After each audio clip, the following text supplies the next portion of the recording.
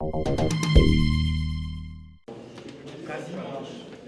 la joie, de la fierté, de l'appréhension, ce furent les premiers sentiments de Benoît apparus lorsque François Fillon lui a proposé d'entrer au gouvernement.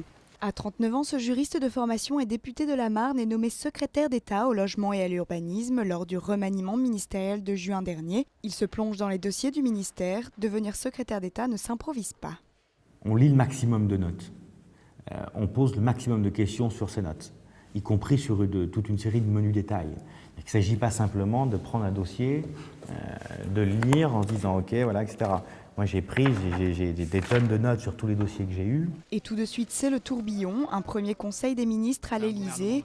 Un autre temps fort, la première question au gouvernement qui lui est adressée à l'Assemblée nationale. Pour cet habitué de l'hémicycle, c'est le passage physique et concret de l'autre côté du banc. Il y a un côté rêve de gamin que de s'exprimer et qu'être dans cette équipe de 40 personnes qui forment le gouvernement français. Mais répondre à sa première question d'actualité, c'est vraiment quelque chose de très stressant.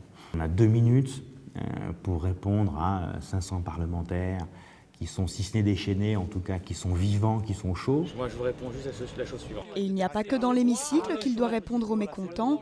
Lors d'une de ses premières visites de terrain, les élus communistes sont venus exprimer leur colère face à la politique de logement menée par le gouvernement. Un exercice qu'il apprécie et dont il reconnaît l'importance. Il faut évidemment rencontrer les grandes têtes de pont associatives qui également ont des messages à faire passer. Et puis il faut regarder l'ensemble du périmètre pour effectivement essayer de prendre les bonnes décisions et de faire bouger les lignes dans le bon sens. On ne peut pas le faire sans le terrain, on ne peut pas le faire non plus sans une analyse objective, quantifiée, qui repose sur une réalité de chiffres.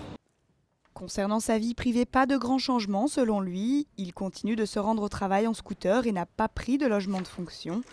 En revanche, concernant les vacances, plus de voyages lointains. Comme ses collègues du gouvernement, il doit rester à 2 heures maximum de son ministère.